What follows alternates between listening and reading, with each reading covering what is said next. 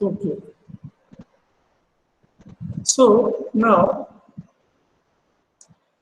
कल हमने जो बातें की थी तो उसमें फर्स्ट बात यही थी कि वो एक्सिस क्या होते हैं। मैंने आपको बताया था कि अब यहाँ पे क्या हो जाएगा, दो एक्सिस, दो पोल होंगे। एक तो ज्योग्राफिकल नॉर्थ पोल और साउथ पोल होगा अर्थ का, और एक मैग्नेटिक साउथ पोल और नॉर्थ पोल होंगे।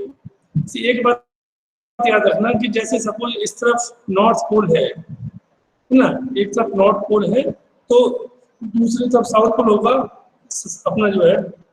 तो जिस तरफ नॉर्थ पोल होता है उस तरफ मैग्नेट का साउथ पोल होता है।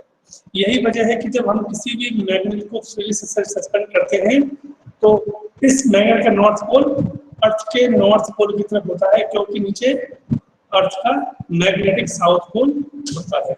ओके, तो यहाँ पर दो छोटी छोटी सी बातें और पढ़नी अपने को। ये जियोग्राफिक मेरिडियन हेडिंग होगा, जियोग्राफिक मेरिडियन, जियोग्राफिक मेरिडियन।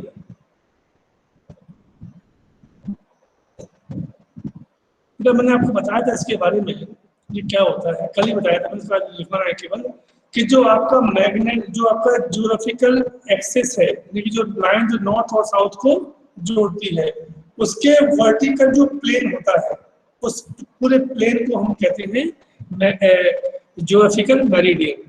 तो लिखिएगा, it is a vertical, it is a vertical plane, it is a vertical plane, it is a vertical plane which passes through the, which passes through the,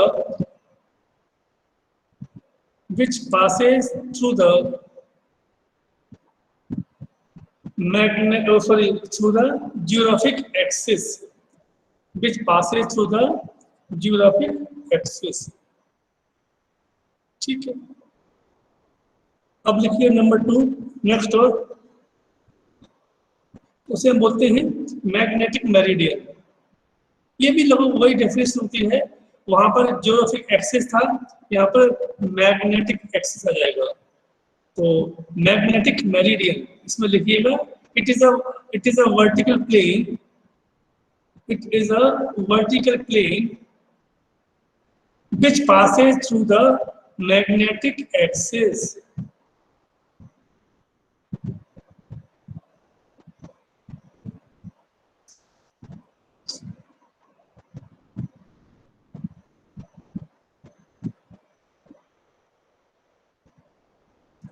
okay, अब next topic लिखिए, इसका नाम है magnetic elements. Magnetic elements,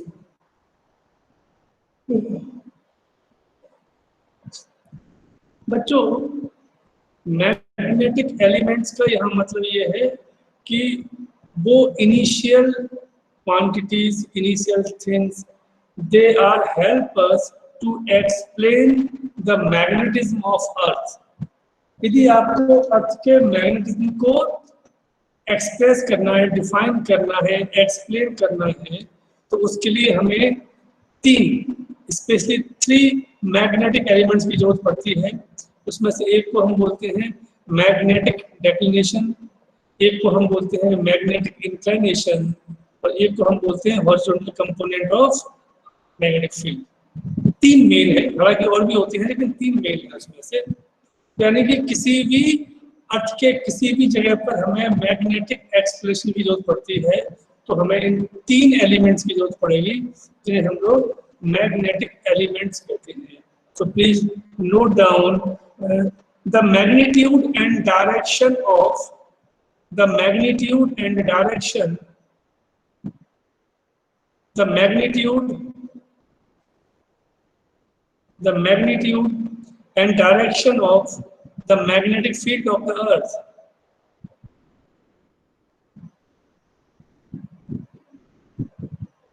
At a place, at a place are completely given by are completely given by three quantities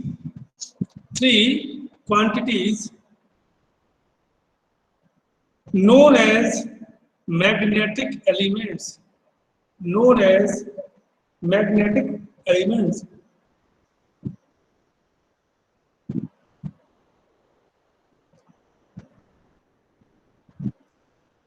अब तीन है वो, number 1 लिखिए। फर्स्ट लिखिए magnetic declination,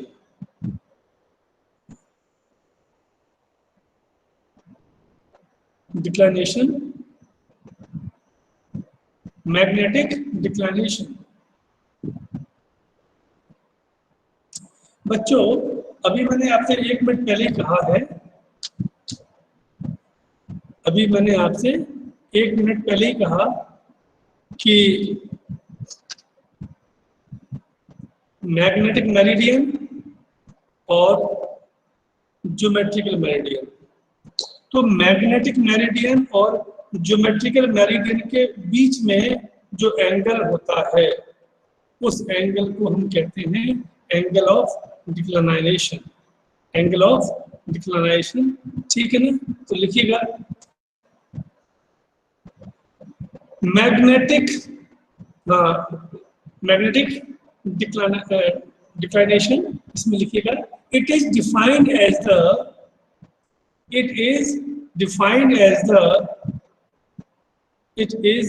defined as the angle between geographic meridian and magnetic meridian,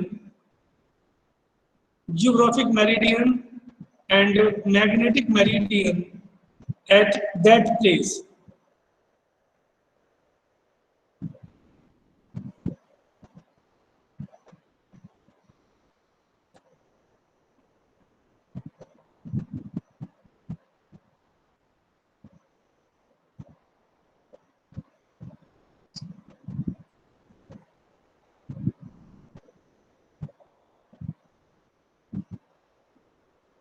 ठीक,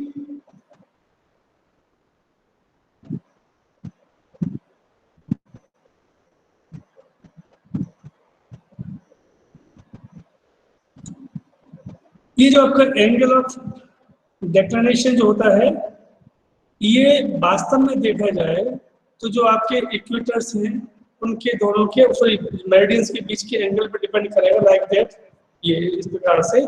और ये हर जगह अलग अलग होता है, यहाँ अलग होगा, दिल्ली में अलग होगा, चेन्नई में अलग होगा, शिकागो में अलग होगा, जापान में जकार्ता में अलग होगा, सब जगह अलग अलग होता है।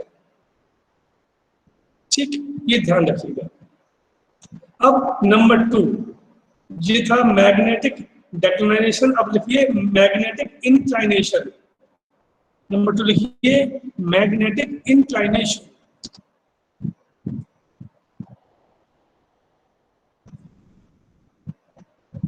Magnetic inclination.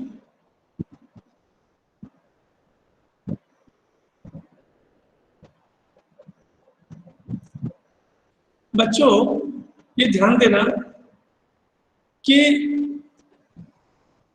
मान लो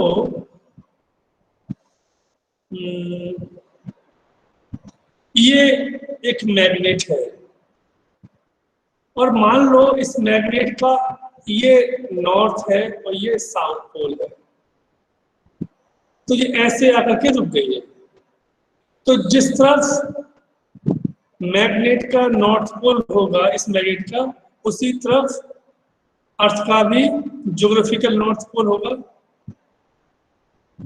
और जिस तरफ इसका साउथ पोल होगा उस तरफ वो भी होगा। और जब हम ऐसे मान लो इस दिशा में रुका हुआ है, ये रुका हुआ है, ये नॉर्थ पोल की दिशा ये वाली, तो आपको ये कहने में दिक्कत नहीं आनी चाहिए कि सर यही डायरेक्शन हमारे नॉर्थ पोल की है। आपने ये पढ़ा होगा बचपन में कि जब भी हम किसी भी मैग्नेट को फ्रीली सस्पेंड करते हैं तो वो हमेशा नॉर्थ साउथ में रुकती है, ये सही नहीं है। ये एग्जैक्ट नॉर्थ साउथ में नहीं रुकती, बल्कि थोड़ा सा उससे एंगल बना के रुकती है, थोड़ा सा एंगल बना करके। वो जो थोड़ा सा एंगल है, उसी एंगल को हम बोलते हैं एंगल ऑफ डिक्लाइनेशन। ठीक है।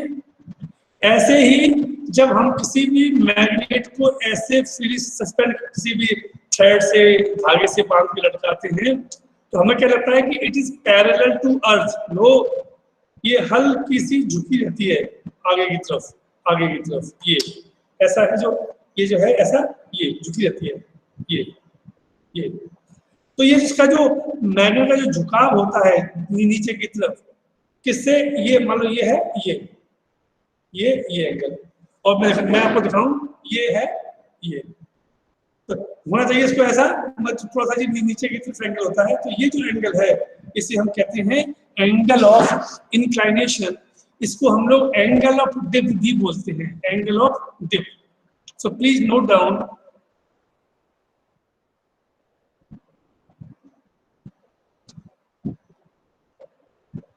it is the angle between, it is the angle between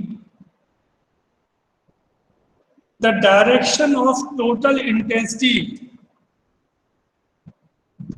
direction of total intensity of magnetic field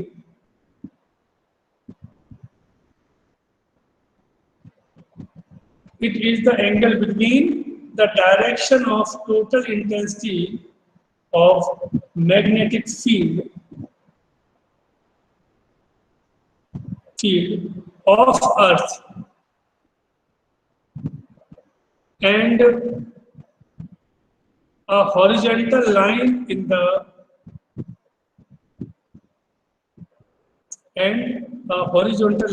in the magnetic meridian.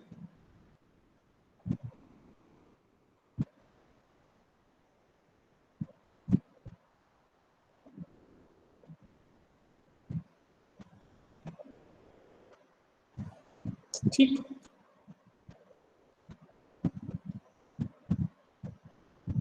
this is also known as angle of dip.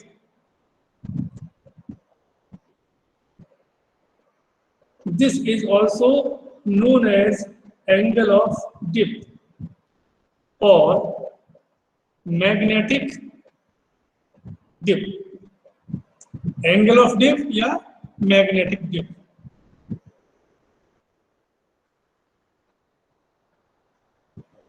And it is denoted by delta.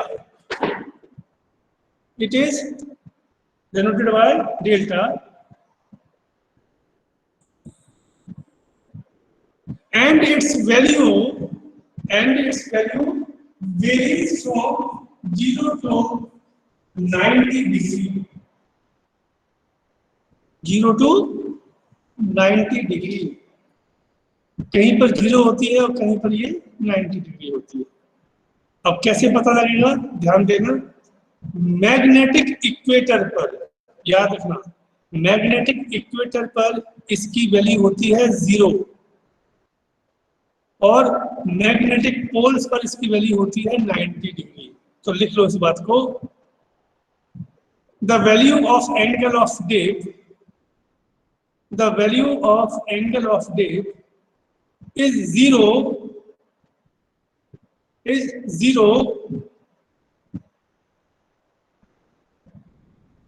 at the magnetic equator. ये क्या होता है हम लोग कल पढ़ चुके हैं, मैग्नेटिक इक्वेटर, and 90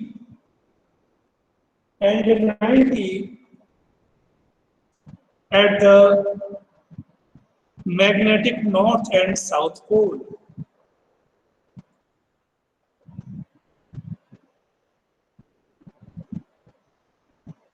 ठीक, थर्ड लिखिए,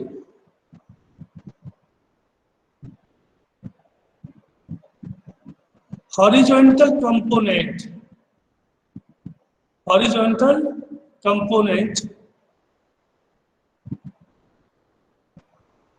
of Earth's magnetic field. of Earth's magnetic field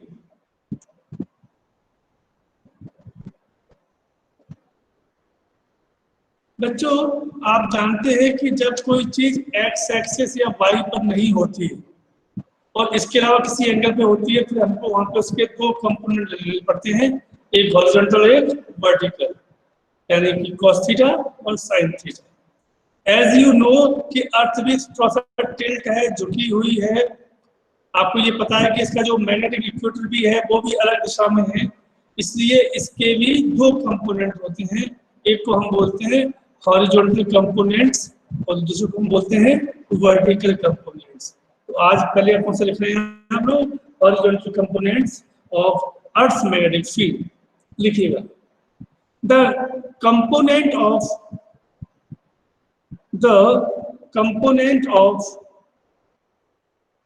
the component of total intensity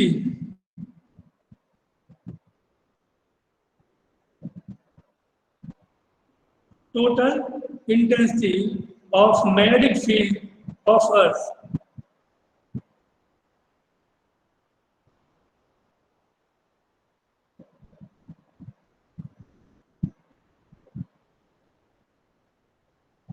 the component of total intensity of magnetic field of Earth in the horizontal direction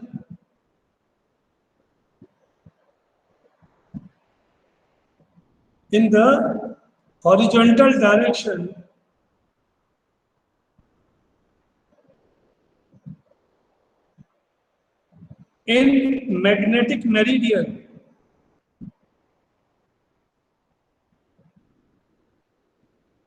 is called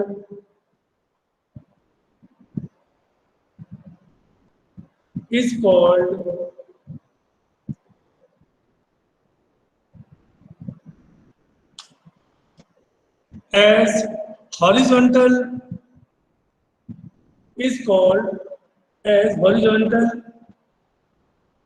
component of Earth's magnetic field.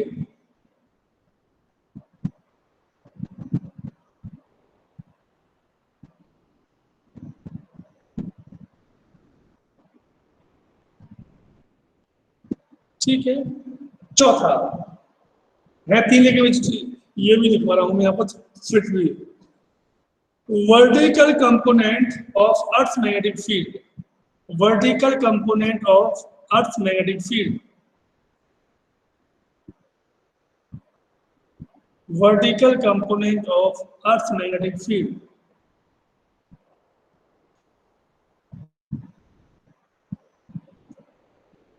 इसे बच्चों आप खुद ही लिखो, मैं आधा minute आपका इंतजार कर रहा हूं।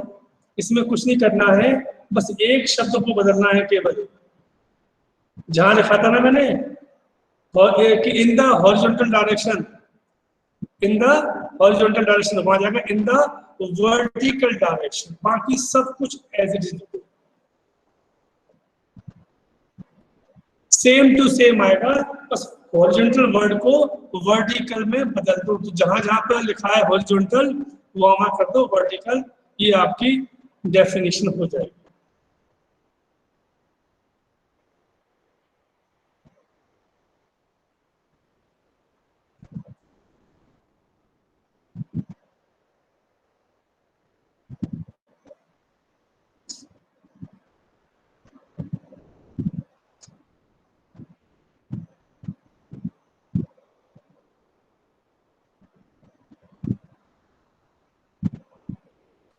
मुझे याद तो बेटा मुझे बता देना।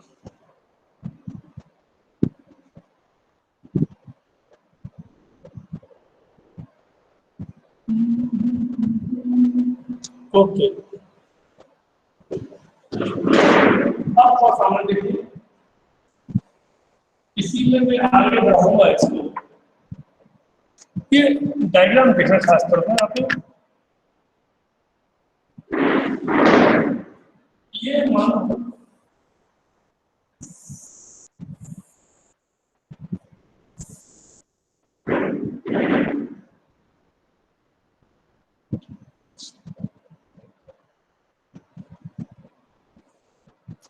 ये है मैग्नेटिक मेरिडियन।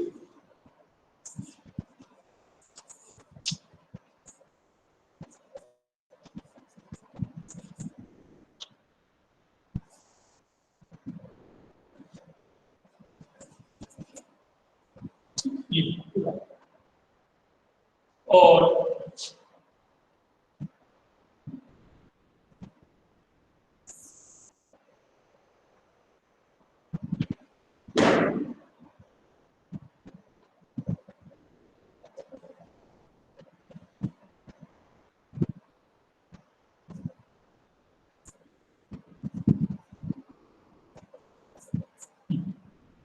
ये जो दूसरा आप जो देख रहे हो ये है जियोग्राफिकल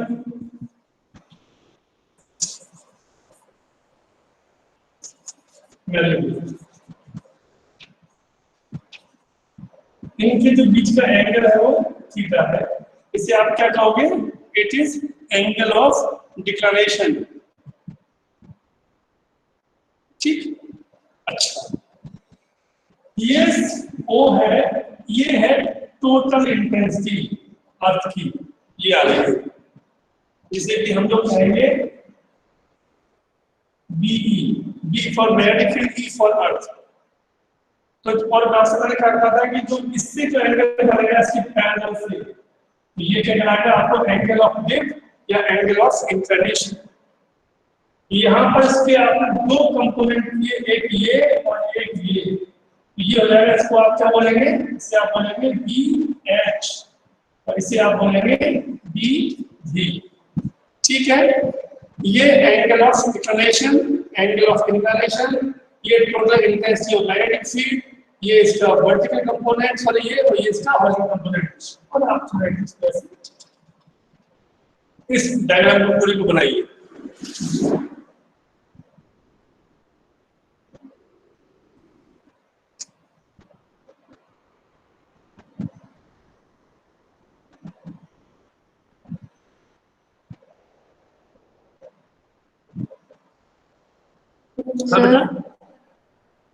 सर एक कंपोनेंट BH और दूसरा कौन सा है? VV vertical. ये BE तो उसका B for magnetic field, E for earth. इसके दो पार्ट कर दिए, एक हॉरिजॉन्टल एक vertical. So it is called BH and it is called VV। Okay sir.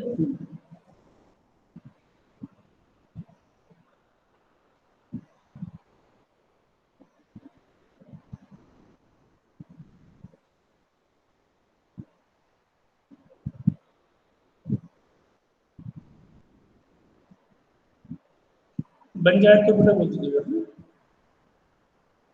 Okay, and done. सबका बन गया? ओके। अब देखिएगा, it is clear that from this figure, it is clear that from this figure BH is equal to कितना हो जाएगा? BE cos delta and VB is equal to BE sin delta, right?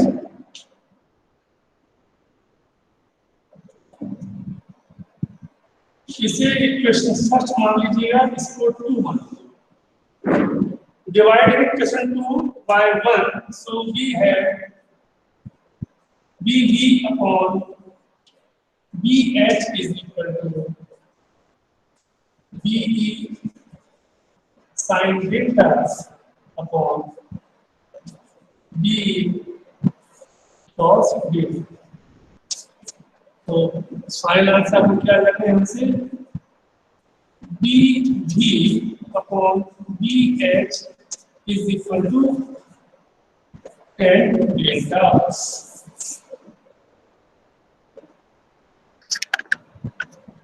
आप देख सकते हैं प्यारे बच्चों, ये वर्टिकल कंपोनेंट है अर्थ का, ये हॉरिजॉन्टल कंपोनेंट है अर्थ का।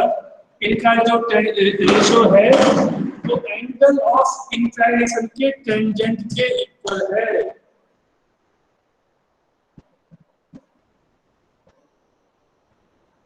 इससे एक बात समझ में आ रही होगी आपको कि if delta is equal to 45, if delta is equal to 45 यानी कि जो एंगल ऑफ डेल्टा है वो 45 है, बीच में है, तो ये जाएगा 1, तब ये value VB is equal to V हो जाएगी, VB is equal to VH होगी, यानी कि वर्टिकल कंपोनेंट जो है वो हॉरिजॉन्टल कंपोनेंट के इक्वल हो जाएगा।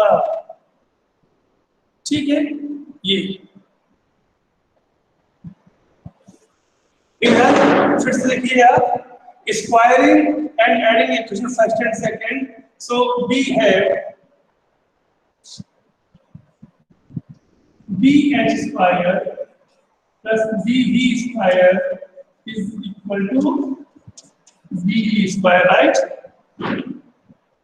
तो ये हो क्या लेंगे, sin square lambda plus cos square lambda 1, so finally आपके आंसर क्या आ जाएगा इसका, BE is equal to under root BH square plus BB square. ये भी फार्मूला है, ये कुछ फार्मूले हैं जो आपकी हेल्प करेंगे, ये आपकी हेल्प करेंगे किस काम में, जब हम लोग थोड़ा सा न्यूमेरिकल्स को सॉल्व करने जाएंगे।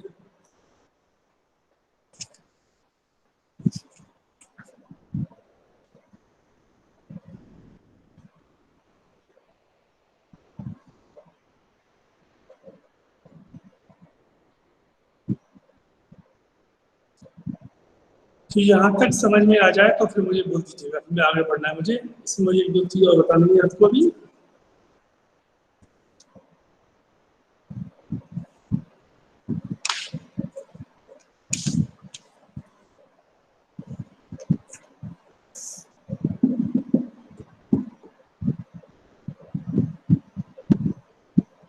ओके, देखो बच्चों, मैं इसमें एक और बात आपको बताना चाह रहा था।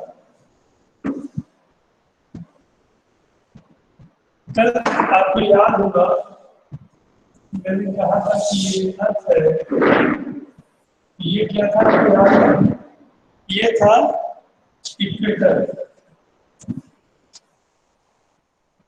कौन सा इक्वेटर था ये, जी, यानी कि ज्योग्राफिकल, और ये इसके नॉर्थ पोल और साउथ पोल थे। मैं इनके नीचे जी लगा रहा हूँ, NG और SG, मतलब ठीक है, एक मिनट हो गया। आपसे मैंने ये भी कहा था कि ये जो है ये इससे मैंने कहा था ये है आपका, ये भी इक्वेटर है, मैं कौन सा वाला है ये, मैग्नेटिक। तो प्यारे बच्चों ये ध्यान रखना, यहाँ पर डेल्टा की वैल्यू 0 होगी, यहाँ भी डेल्टा की वैल्यू 0 होगी, और जैसे जैसे जैसे बढ़ते जाओगे आपको पता है ये भी, ये साउथ पोल है, ये नॉर्थ पोल है, किसका है, मैग्नेट का, मतलब SM, ये NN। यहाँ पर डेल्टा की वैल्यू 0 होगी और यहाँ पर डेल्टा की वैल्यू 90 डिग्री होगी। अब समस्या ये है कि हो जाए उससे हमें क्या, तो इसका मतलब मालूम क्या है, ये वो जगह है जब यहाँ पर आप रखोगे मैग्नेट को तो वो बिल्कुल ऐसी पैरेलल होगी, इसके अर्थ की पैरेलल होगी, और जैसे जैसे आप इस मैग्नेट को ऊपर की तरफ लेके जाओगे, ऊपर लेके जाओगे, और यदि आपने यहाँ पहुंच करके इस मैग्नेट को लटकाया तो मालूम क्या हो जाएगा, ये मैग्नेट खड़ी हो जाएगी, नॉट हॉरिजॉन्टल, ये खड़ी हो जाएगी बिल्कुल स्टैंड, यानी कि यहाँ 0 एंगल बढ़ेगा बढ़ेगा, यहाँ आकर के 90, यानी कि जब आप इस जगह पर आप मैग्नेट को, तो मैग्नेट ऐसी होगी बल्कि ऐसे हो जाएगी, इसके बाद फिर से वैल्यू कम होगी कम होगी, और यहाँ आकर के फिर से 0, फिर से वही होगा, फिर बढ़ेगी, यहाँ पर 0 यहाँ पर आकर फिर से 90 हो जाएगी। यानी कि ये दो वो स्थिति है जहाँ पर मैग्नेट जो होती है वो खड़ी रहती है। अब यहाँ पे एक बात और ध्यान देना, इसमें दो कंपोनेंट हैं अर्थ के, एक मैग्नेटिक को, एक हॉरिजॉन्टल, एक वर्टिकल। मगर हम लोग क्या करते हैं, हमारे लिए वर्टिकल की जगह हॉरिजॉन्टल का ज्यादा इंपॉर्टेंस है। वजह क्या है कि जो दुनिया है वो इसी हिस्से में रहती है, इस हिस्से में। तो इस हिस्से में सबसे ज्यादा जो बेनिफिट है, जो फायदा है, या जो कुछ भी इसके इफेक्ट होती है, वो उसमें वर्टिकल कंपोनेंट का यूज कम होता है और हॉरिजॉन्टल का इसका यूज ज्यादा होता है। ठीक है, ये तो हुई बात हमारी। अब मैं यहाँ से पहले एक जो मेरे अपने खुद के क्वेश्चंस हैं वो पूछ लूँ, और इसके बाद मैं इसको आगे बताऊंगा। प्यारे बच्चों, पहले एक बात को ध्यान से सुन लो। मैं ये देख रहा हूँ कि स्टार्टिंग में बच्चों की संख्या थी 27, यानी कि हाईएस्ट बच्चे जो मुझे दिखाई दे रहे हैं अटेंडेंस में, वो कितने हैं? 27 out of 29। It's a good, it's a very good. But right now the number is 20। मुझे हटा दो, so it will remaining 19 out of 29. It is a bad thing. वो ये रहा है, मैं ये देख रहा हूँ, मैं नोटिस कर रहा हूँ कि मेरी आदत है कि मैं पब्लिकली नाम लेना पसंद नहीं करता, कि मैं ये देखता हूँ कि कुछ बच्चे हैं जो आते हैं, अपनी हाजिरी लगवाते हैं और चले जाते हैं, और उनके पास एक बड़ा अच्छा बहाना है कि वो नेटवर्क इश्यू है। मुझे दिखाई देता है, कई बच्चों के साथ में दिखता है कि उनको नेटवर्क इश्यू है, मगर वो स्टिल स्ट्रगल करते रहते हैं, और वो हर रात में बाहर जाते हैं, फिर आते हैं, फिर बाहर जाते हैं, आते हैं, लेकिन वो टास्क छोड़ते नहीं है। आप लोग ऐसा करके, हो सकता है कि आपको इस गलत फहमी हो कि आज हमने सर को बेवकूफ बना लिया। हमें बेवकूफ नहीं बना सकते, और बना भी लोगे तो तुम्हें क्या फायदा, और या उल्टा बोलूं मैं कि हमें क्या नुकसान। मैं ये कई बार देखता हूँ कि बच्चे आते हैं, शुरुआत में अटेंडेंस लगाते हैं। मैं अभी भी दावा कर रहा हूँ कि 19 में भी हो सकता है कि दो चार बहुत ज़्यादा योग्य बच्चे हों, वो सो चुके हों या आराम फरमा रहे हों। आप में से यदि किसी को ये गलत फहमी है कि सब कुछ अपने आप ठीक हो जाएगा, तो वो दिमाग से निकाल दो। मैं आपसे पहले भी एक बात कह चुका हूँ कि किसी के एग्जाम हो ना हो मुझे नहीं पता, लेकिन मेरा ये अनुभव कहता है पिछले 25-26 साल का, कि तुम लोगों के एग्जाम ना हो ऐसा मुझे लगता नहीं है। आपको 100% आपके एग्जाम होंगे। ये हो सकता है कि छोटी क्लासें हैं, लोगों की क्लासें, वो एक सिंपल टेस्ट लेके आगे पास करते हैं, प्रमोशन करते हैं, जो कोरोना बात समझ आती है। मुझे नहीं लगता कि आपके साथ में ऐसा होने वाला है। जब आपके कंपार्टमेंट तक के एग्जाम हो गए अभी, तो इसकी तो बात छोड़ दो यार। और ये बात भी शुरुआत में तो ठीक था, जब हम लोग मार्च अप्रैल में जब हम लोग पढ़ा रहे थे आपको, तब तो मुझे भी ऐसा लगता था कि यदि अभी बच्चे नहीं पढ़ पाएंगे तो मैं आपसे कहते थे कि हम आपको जब क्लास खुलेगी तो बता देंगे। लेकिन अब इतना आगे निकल चुके हैं कि यदि स्कूल खुलते भी हैं, जब भी स्कूल खुलेंगे, तो ये असंभव है कि हम आपको बोर्ड पर यहाँ पर फिर से सब कुछ पढ़ा दें। ये अब दिमाग से निकाल दो। अब तो जो सिलेबस यहाँ चल रहा है इसी से आगे बढ़ेगा। यदि ये स्कूल बजाय मई जून में खुलते हैं, जून में वो जुलाई में भी खुलते, या इवन अगस्त के महीने में भी खुलते, तो शायद हम लोग एक्स्ट्रा मैथ करके कर लेते, कि हम सोचते चलो हम आपको पूरा बोर्ड में पढ़ा देते फिर से। लेकिन अब ये संभव नहीं है। अब जब भी स्कूल खुलेंगे, क्लास इसी जगह से आगे कंटिन्यू होगी। हाँ, ये बात अलग है कि यदि उनका कोर्स खत्म हो गया तो हम फिर से रिवाइज करेंगे, वो ठीक है।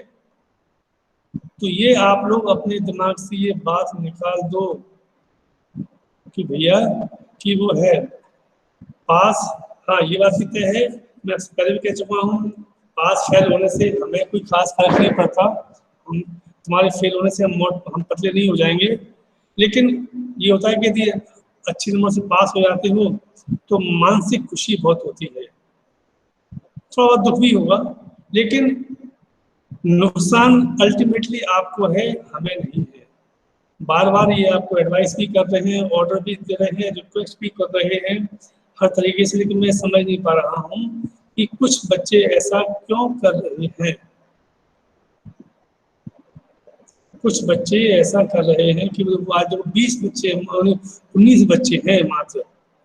हाँ, अब क्या होता है कि वो तो चूंकि इसमें अटेंडेंस आ जाती है, तुम खुश हो रहे हो भाई, अटेंडेंस लेके क्या कर लोगे भाई, क्या कर लोगे। तो मैं ये उम्मीद रखता हूँ कि आगे ऐसे आगे से गलती ना हो आप लोग। हाँ, यदि मैं कभी कभी मानता हूँ, मैं कभी कभी मानता हूँ कि वो यस ठीक है, नेटवर्क इश्यू होता है, मेरे साथ में भी होता है, कई बार होता है, चलता है, मगर ये जो है वो नेटवर्क इश्यू नहीं है, कुछ और ही इश्यू है। मुझे लगता है कि आप इन इश्यू को जल्दी जल्दी ठीक कीजिएगा। कल हमारी फिर से क्लास होगी, सैटरडे है कल, तो हम आपसे कल फिर बात करेंगे। कल ऑलमोस्ट ये चैप्टर एंड की ओर है, तो कल जो पढ़ाना है उसमें से डायरेक्ट तो सिलेबस में नहीं है, मगर मुझे ऐसा लगता है कि बिना उसको पढ़ाए मैं आगे नहीं बढ़ सकता, तो कल थोड़ा बहुत और पढ़ाएंगे और कल ये चैप्टर खत्म हो जाना चाहिए। Okay, thank you, Sai Ram, take care. जो बच्चे उसमें हैं यूथ पार्लियामेंट में, वो शाम को मिलेंगे मुझे आज।